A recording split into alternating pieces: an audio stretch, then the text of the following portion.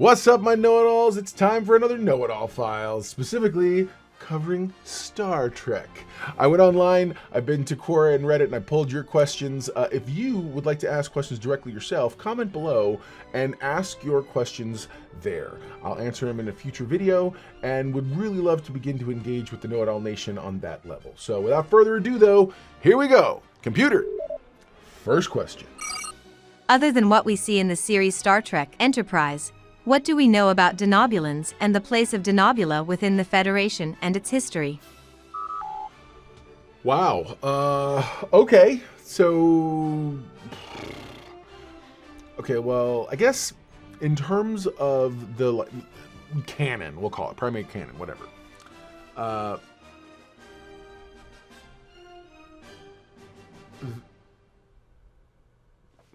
There's really nothing.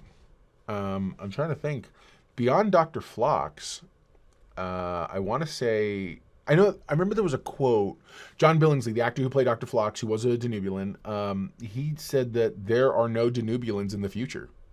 I remember seeing that article, and I think there was speculation that Phlox's species, essentially, by the time we get to the original series and eventually Next Generation, they've essentially all died out. That's a thing that happens. I think there was a novel where it talks about the Denobulans suffering heavy losses during the early days of the Earth-Romulan War. So that's probably a big part of it. And then, of course, but there's a lot of species that were, like Bolians didn't get much attention until years later. Deltans have pretty much been relegated to just the movies. So there's a lot of species that aren't necessarily the popular ones. There's ones that aren't the Klingons, the Romulans, the Vulcans, the whatever. I mean, there's a lot of different ones out there. And I feel like that's one of those things that just, it happens when you have to deal with so many different creative species and things like that. From the creative standpoint, from an actual real life, taking all this stuff off and just being real life, hey, writers and all the showrunners and the whole bit. You forget sometimes, and it's hard to give everybody time, not to mention finding someplace in there, when you can come up with, billions of species across the galaxy and the universe, rather. So, yeah, I hope that answers your question. It felt like a really difficult one for me to answer. I apologize. But, yeah, so, all right. Computer, next question. What would happen if the Borg encountered species 10C from Star Trek Discovery and tried to assimilate them? I don't believe the Borg would try to assimilate them. I believe they are so vastly superior, the Borg would take note of them, steer clear of them, but then begin prepping for eventually trying to assimilate them. I don't think the Borg have evolved powerful enough or strong enough to do that. I think that's something that has to happen. I believe if they encountered them, the 10C would have either ignored them or treated them like they treated us. And so because of who they are. Because remember, the 10C do care about their children. There's a paternal instinct. They're caring. The minute dialogue was opened with them, real dialogue in Discovery, what happened? They talked.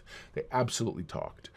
I feel like the 10C would try to approach the Borg that way. Let's just say the Borg were not smart enough to steer clear. Okay? Let's jump right into the scenario you've offered. I believe the Borg would bump into the 10C. The 10C would be like, hey, let's try to communicate, all lights and glowing things. The Borg would try to figure out how to communicate. And the minute they started communicating, you know what the Borg would say? We are the Borg. Lower your shields and surrender your ships.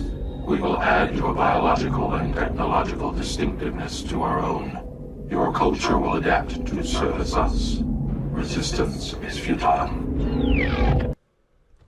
They would try to have giant 10C, because the thing is, even let's say you did assimilate a 10C, you would suddenly have to have a ship that could handle them,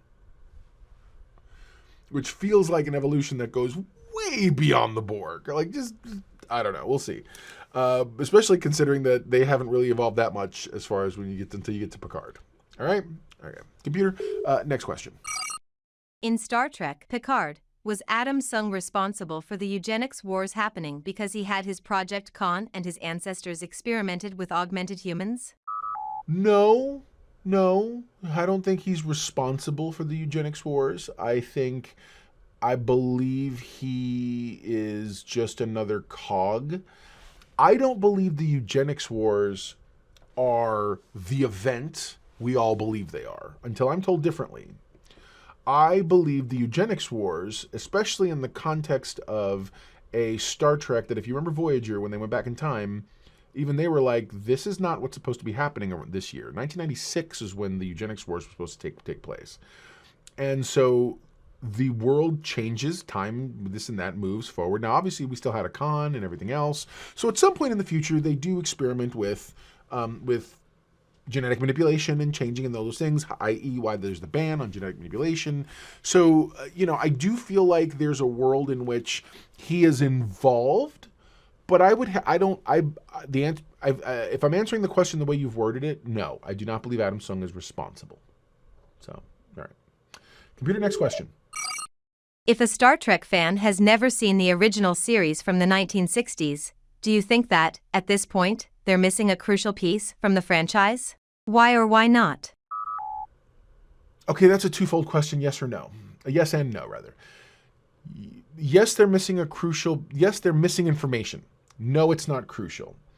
I believe there's as much filling in of the gaps, and now with shows like with Strange New Worlds, I'm going to say a very, very horrible hot take. You do not need to watch or be familiar with the original series. What did you say? Does it help? Absolutely. Absolutely it helps. But you don't need it. And there are episodes I think you should watch. Trouble with Tribbles, there's Where No Man Has Gone Before. There's a ton of really great, Mock Time, of course. Again, really great episodes that are built in that tell you some things. But overall, just know, we know Captain Kirk's an awesome guy. We know this. We don't need anybody to try to tell us otherwise. But at the same time, I feel like there's enough information in existing Trek moving forward, meaning Next Generation, Voyager, and all these other pieces. And now, of course, like I said, with Strange New Worlds, that you don't have to have that, be exposed to that. So I hope that answered. But yeah, comment below. Let me know. Do you think that absolutely, if you don't watch the 1960s show, you're absolutely not a Star Trek fan? Get out of here. So there you go. Computer, next question. Why do some people continue to think gravity wells would have any effect on Star Trek's warp drive when decades of both alpha and beta level lore demonstrates otherwise?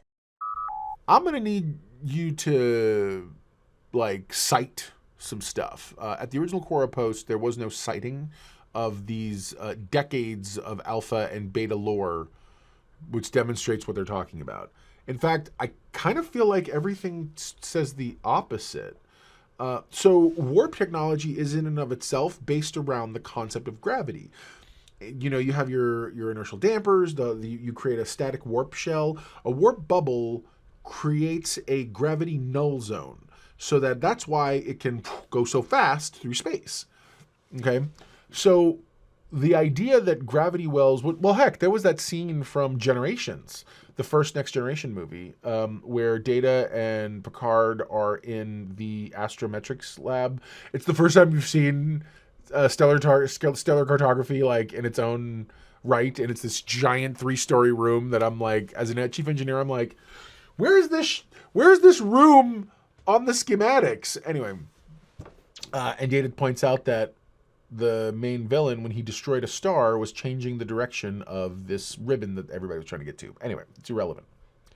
But the science is what I'm talking about. Okay? So gravity affected this actual stellar body thing that's moving through space. Yeah, of course it's going to affect warp. And they even say in the scene, based on the Amagosa star having been destroyed, there are several ships. One of the things they had to do was make some course corrections. And Data explains, any ship traveling through the sector would have to make a minor course correction because of this having happened. So yeah, it's. I feel like canon, alpha, beta, whatever, is in favor of gravity does affect warp. So comment below. Let me know if I'm wrong. I'm pretty sure that I'm not, but I'm totally open to hearing if there's another explanation for that. So yeah, well, there you go. Now you know. And if knowing is half the battle, you are halfway to being a know-it-all yourself. So, all right, let me know what you thought. Comment below. I would love to hear your opinions. Never forget, everyone loves a know-it-all.